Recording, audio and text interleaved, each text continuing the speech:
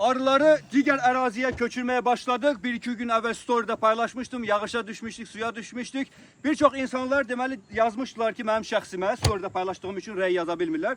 Bu da boş oldu. Deməli, nəyə görə siz hava şəraitine bakıp arı köçürmürsünüz? Ne için hava yaxşı olanda, yani ki yağış yağmayanda suyun azalmasını gözləmirsiniz, yağışın kəsilməyini gözləmirsiniz. Yani arını normal bir hava şəraitində niye köçürmürsünüz? Deməli, mən sizə belə izah edim də.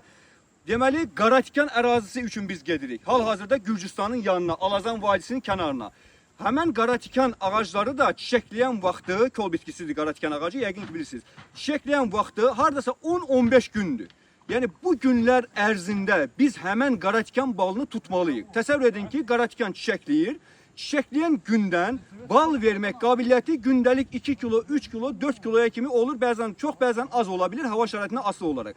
Təsəvvür edin ki, bir gün bizim gecikməyimiz her yeşik başına en azı diyeyim ki size 1 kilo bal itiririk.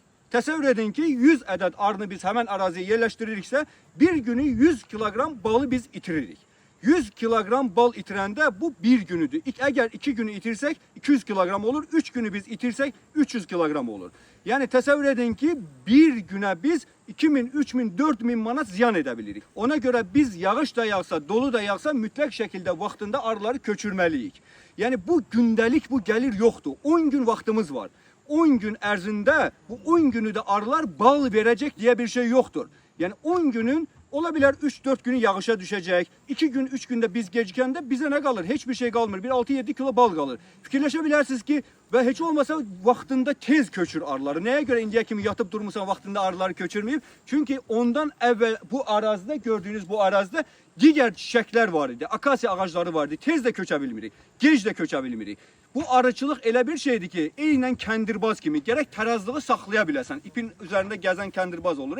Tarazlığı pozularsa, yani əməli başlı ziyan etmiş olacak. Ona göre çalışırıq ki, vaxtında arılarımızı köçürək, vaxtında yani elde edeceğimiz məhsulumuzu götürək. Bu hem Qaratikana eyni qaydada aiddir, hem Akasya'ya, hem de ki Gökə balına. Siz fikirləşirsiniz ki, aprel ayından sonra avqust ayına kimi arı təbiətdən bal gətirir. Düzdür, gətirir. Cüzi miqdarda 50 gram, 100 gram bu cür gətirir.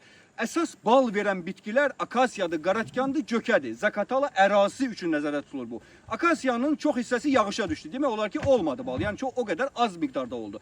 Qaratikan da Allah kərimdir, gözləyir, ümid edir ki, götürəcək. Ondan sonra da Gökə dağda açılacaq, Gökə də ümid edir ki, əldə edə biləcək. Yəni bu vaxtları biz itirsək, yani biz hiçbir məhsul elde etmemiş oluruz. Ona göre yağış, qar, borana baxmır arıçı. Arını vaxtında köçürməlidir ve vaxtında məhsulu elde etməlidir.